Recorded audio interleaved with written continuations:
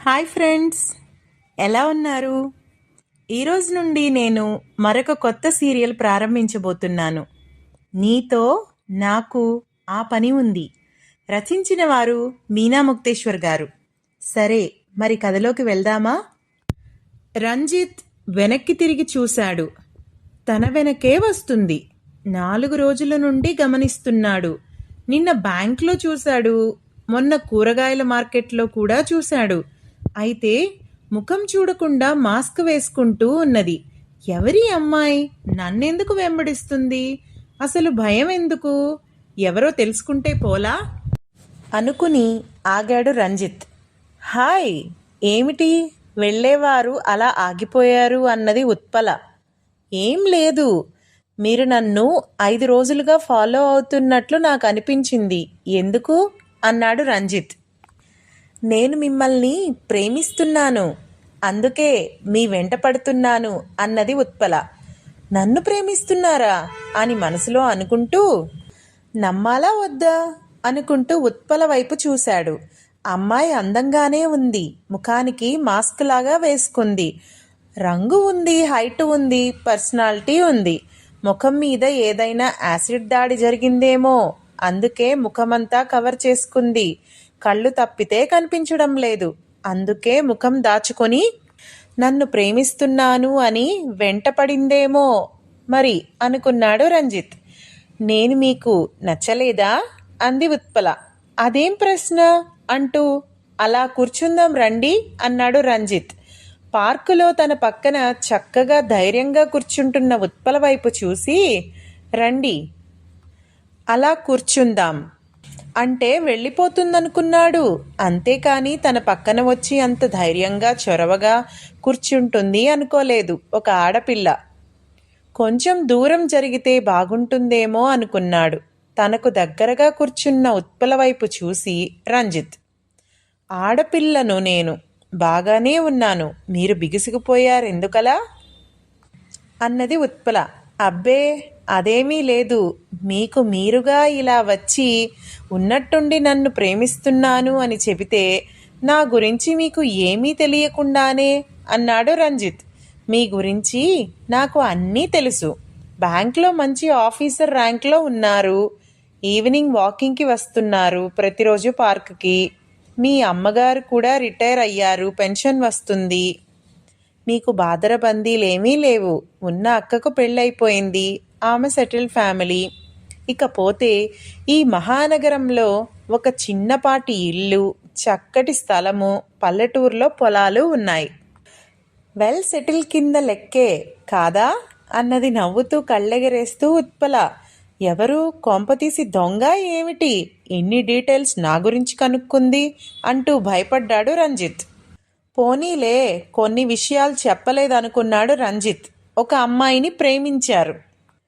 ధైర్యం చాలక మీ అక్క ఫ్యామిలీ వాళ్ళు వద్దు అనుకున్నారని వదిలేశారు అంటున్న ఉత్పల వైపు చూసి భయపడ్డాడు రంజిత్. చెప్పాలంటే అంటూ ఆపేసింది ఉత్పల.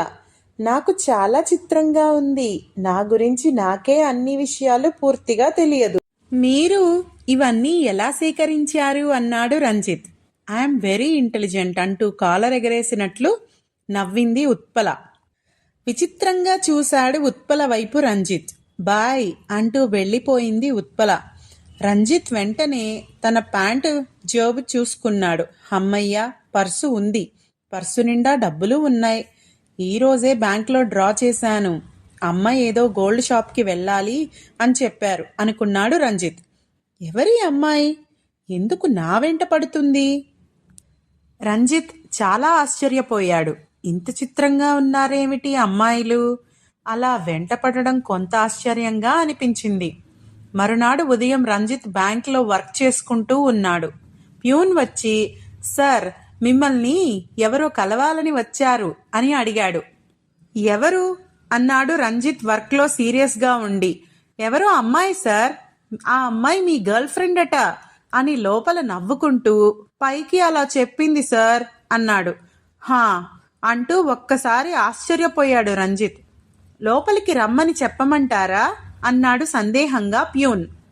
నా గర్ల్ ఫ్రెండ్ అని చెప్పుకుందా అంటే ఇంకెవరికి ఏం చెబుతుందో ఎవరో అని అనుకుంటూ నిన్న జరిగిన సంఘటనను గుర్తు చేసుకున్నాడు రంజిత్. ఒక్కసారి లోపలికి పంపించు అన్నాడు రంజిత్ కొంచెం సీరియస్గా. కాకపోతే వయసులో ఉన్న కుర్రవాడు కాబట్టి రంజిత్ వయసులో గర్ల్ ఫ్రెండ్ తన కోసం వచ్చారు అని చెప్పుకోవడం కాస్త గొప్పగా ఫీల్ అయిన మాట వాస్తవమే. నవ్వుతూ వచ్చింది ఉత్పల. ముఖానికి అలాగే మాస్క్ కట్టుకుని ఉంది. హలో అంటూ పలకరించి నవ్వింది. చెప్పండి, బ్యాంక్లో ఏదైనా పని ఉందా అన్నాడు రంజిత్ తెలివిగా. అంటే మీరు బ్యాంక్లో ఆఫీసర్ అని, మీతో డబ్బు గురించి ఏదైనా కావాలని వేషాలు వేస్తున్నాను అని అనుకుంటున్నారా ఏమిటి మనసులో అన్నది ఉత్పల. అయ్యో, అలా నేనెందుకు అనుకుంటాను? కాకపోతే మీరు మరి ప్యూన్తో అలా చెప్పడం అంటే అన్నాడు రంజిత్ సందేహంగా. నాకు లేని సమస్య మీకెందుకు ఆ సమస్య అన్నది నవ్వుతూ ఉత్పల. నిన్న మీకు ప్రపోజ్ చేశాను, మీ మనసులో మాట ఏమిటి అన్నది ఉత్పల. రంజిత్ తన సీట్లో వెనక్కి వాలి స్టైల్గా కాలు మీద కాలు వేసుకుని కూర్చుని ఉత్పల వైపు ఒక లుక్కేశాడు. ఏమిటి స్టైల్ మార్చారు హీరోలాగా అన్నది నవ్వుతూ ఉత్పల. అలా అని కాదు, ఇప్పుడు నా చుట్టూ ఉన్న వ్యవహారాలు మొత్తం మీరు కనిపెట్టారు ఓకే, కానీ నా మనసులో ఏముందో, అది ఎవరినన్నా ప్రేమించిందో లేక అసలు ప్రేమ అన్న మాటకు నా మనసులో అర్థం ఉందో లేదో ఏమీ తెలియకుండా మీరు నన్ను ఎలా ప్రేమిస్తారు అన్నాడు రంజిత్. ఒక మనిషి చుట్టూ ఉన్న తన ఫ్రెండ్స్, ఫ్యామిలీ వాళ్ళు, అతని యొక్క ఆహార్యం అన్నీ కూడా ఆ వ్యక్తి మనస్తత్వాన్ని తెలియజేస్తాయి. మీ ఫ్రెండ్స్ ఒక మంచి పద్ధతి కలిగిన వాళ్ళు, మీ ఫ్యామిలీ మంచి ఫ్యామిలీ. ఇలాంటి ఉద్యోగం చిన్న వయసులో సాధించారంటే మీరు చాలా టాలెంట్ ఉన్న మనిషి. ఇంత చదువు చదవాలి అంటే వేరే వ్యసనాలు ఉండే అవకాశమే లేదు. మీ లిప్స్ రెడ్గా ఉన్నాయి, మీకు వేరే అలవాట్లు కూడా లేవు, మీ చేతి వేళ్ళు గోళ్ళు చాలా సున్నితంగా ఉన్నాయి. అంటే మీరు ఇంట్లో తల్లిదండ్రుల పరిధిలో పెరిగిన మనిషి. ముఖం చాలా క్లియర్గా ఉంది, దాన్ని బట్టి వేరే భయంకరమైన అలవాట్లు లేవు అని తెలిసింది. ప్రేమించిన అమ్మాయిని పెద్దవాళ్ల కోసం వద్దు అనుకున్నారు అంటే పెద్దలపై మీకు గౌరవం ఉందని తెలిసింది అన్నది ఉత్పల. సరే, పెద్దల మాట వినేవాడిని నేను. ఇప్పుడు మిమ్మల్ని ప్రేమిస్తాను అని ఎలా అనుకుంటున్నారు అన్నాడు రంజిత్. ముందు ప్రేమించిన వారు తమ ప్రేమ సరిగ్గా మీకు చెప్పి ఉంటే మీరు ఖచ్చితంగా పెద్దలను ఒప్పించి తీరేవారు. ప్రేమించడం వేరు, నిజంగా ప్రేమిస్తే జయించాలి అని నా ఉద్దేశం ఉండడం వేరు. బలమైన కోరికను ఎవరూ ఆపలేరు అంటున్న ఉత్పల మాటలు వింటూ అలా మెస్మరైజ్ అయిపోయాడు రంజిత్.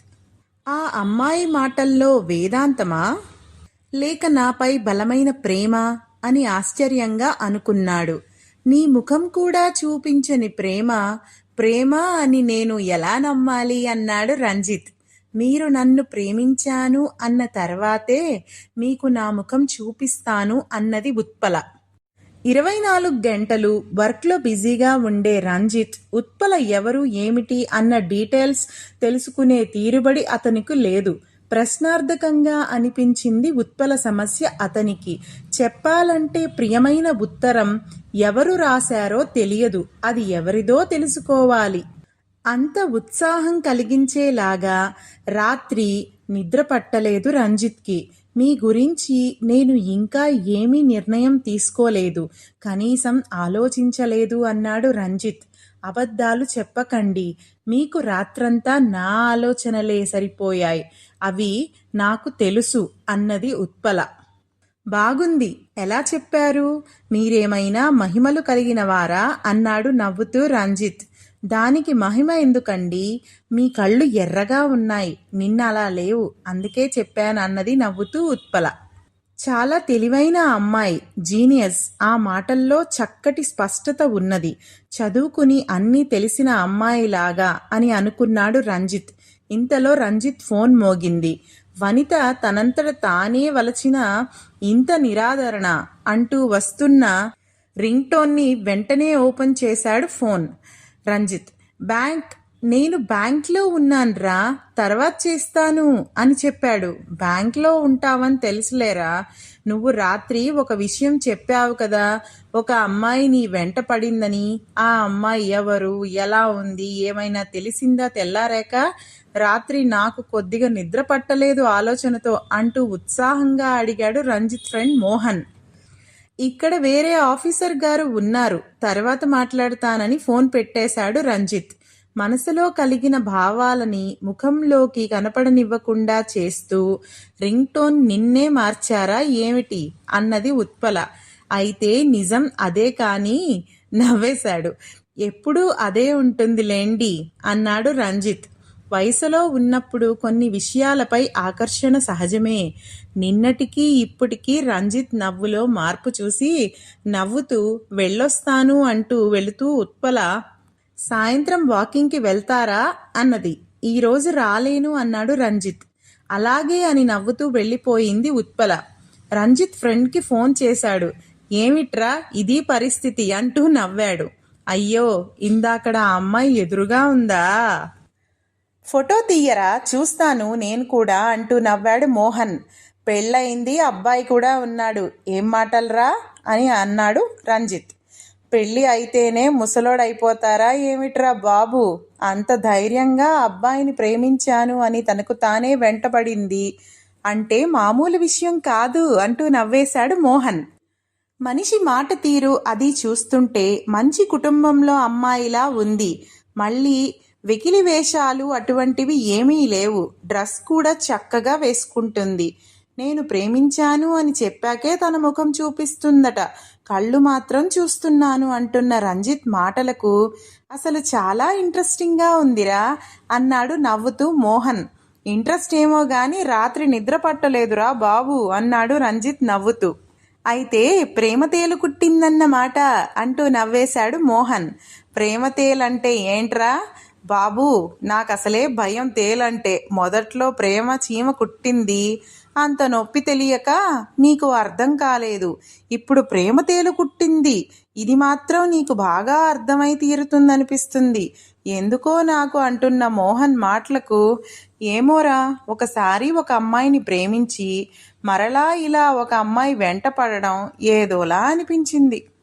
అందుకే ఈ ప్రేమ గీమా అనే విషయం నాకు ఇబ్బందిగా అనిపిస్తుంది అన్నాడు రంజిత్. ముందు ప్రేమతో ఇద్దరూ కావాల్సినంత దగ్గర కూడా అయిపోయారు. మరి ఎలా చేసుకుందో వేరొకరిని పెళ్ళి గీత. చిత్రంగా ఉంటున్నారా బాబు అమ్మాయిలు అన్నాడు మోహన్. కొంత మా ఇంట్లో వాళ్ళ సపోర్ట్ లేదులేరా, అందుకే నేను తగ్గాను. ఆ తర్వాత గీత పౌరుషం కలిగిన అమ్మాయి, తెలుసుగా నీకు, వెంటనే వెళ్ళి పెళ్లి చేసేసుకుంది అన్నాడు రంజిత్. సర్లే, సాయంత్రం పార్క్లో కలుసుకుందామా అన్నాడు రంజిత్. సాయంత్రం నాకు పని ఉందిరా అంటూ ఫోన్ పెట్టేశాడు మోహన్. రంజిత్ ఆలోచిస్తూ ఆ అమ్మాయి కళ్ళల్లో తన మీద అంత ప్రేమ ఉన్నట్లు మాత్రం కనిపించడం లేదు అనుకున్నాడు. ఇవాల్టికింతే ఫ్రెండ్స్, మళ్ళీ మరొక ఎపిసోడ్తో రేపు కలుసుకుందాం. అంతవరకు బాయ్, థ్యాంక్ యూ.